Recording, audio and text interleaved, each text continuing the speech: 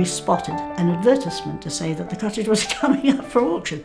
So there I was, all excited about my great-grandfather, William Randall's cottage, coming on the market. But there was a problem. Two developers speaking beside me, and they said, "Oh, this place is so run down. We can get a bulldozer through there, get it all down in just 24 hours. It'll just be gone in one day, and then we can put up some new townhouses here." Well, Bev and I looked at each other. We didn't want that to happen. We were anxious about whether we could afford it. The bidding went up and up and up, but the little books that I'd been writing for children learning to read were now selling well overseas. So we took the plunge. It was a very exciting moment because I knew my ancestors had built it, and there was that feeling of entering their home. We didn't know what we were going to find. The things the Randalls had thrown out. What I found most moving of all were the children's toys. And this really was a family of 10 children living in a small cottage. Here was our challenge, to turn it back from being something that it was on its very last legs into a place which you really wanted to live in again. We didn't want the cottage modernised. So many people like the shell of an old cottage, but they want the open plan interior. This is living history. The only way you can understand how a couple like William and Sarah lived was to go into their rooms that remain as their rooms. My job was really a sort of clerk of works, and there were about 14 trades that we need.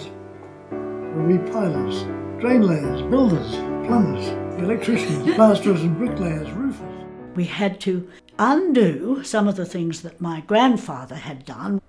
He'd taken out the old sash windows and he'd put in casements. Well, fortunately, we had the photograph of Sarah sitting outside the cottage in 1912. We knew exactly what the windows ought to look like, and we had those remade new.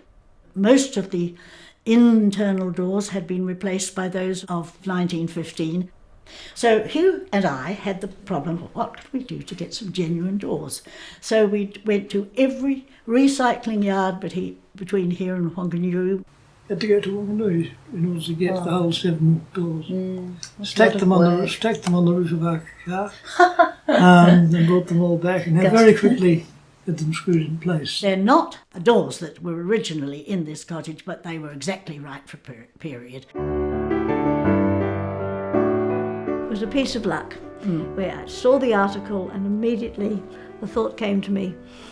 The article was saying how a group of prominent Wellington writers and poets, people like Dame Fiona Kidman and Vincent O'Sullivan, were looking for a writer's residence. And I said to Beverly, "You're a writer, a group of writers want a writer's residence." And Hugh and I agreed it was the perfect solution. It was my royalties from our little PM storybooks that paid for the restoration of the cottage. So this is a writer's cottage in more ways than one.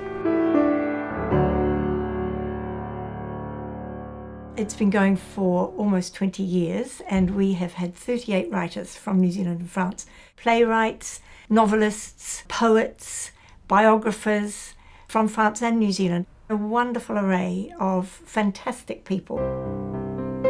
We look after the writers, introduce them to Wellington if they don't know Wellington, and we show them where to find the archives and the National Library and the cafes. Nearly all of them go on to publish after their time in the Randall Cottage.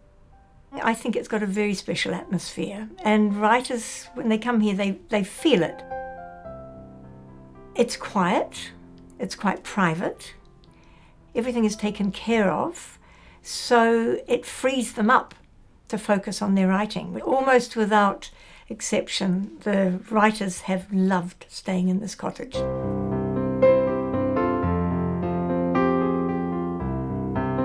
I've got 2 small children, a 4-year-old and a 9-year-old. This residency is extraordinary and radical in that it supports writers with children.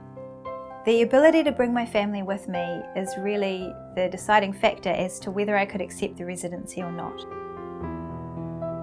It's a pretty special space, and I think it's because Randall Cottage Trust has preserved the history in a careful but not fussy way.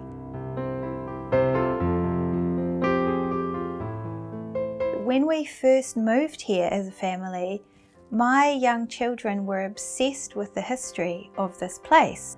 For them, it's almost like they're living in a piece of history. They talk about how there were 10 children here all the time.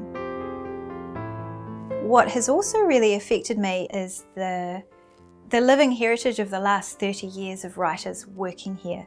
So I know that, for example, Tina Makariti sat at this desk in the other room and wrote. Wete Hemaira sat at this desk and wrote, and now I'm sitting there at this desk.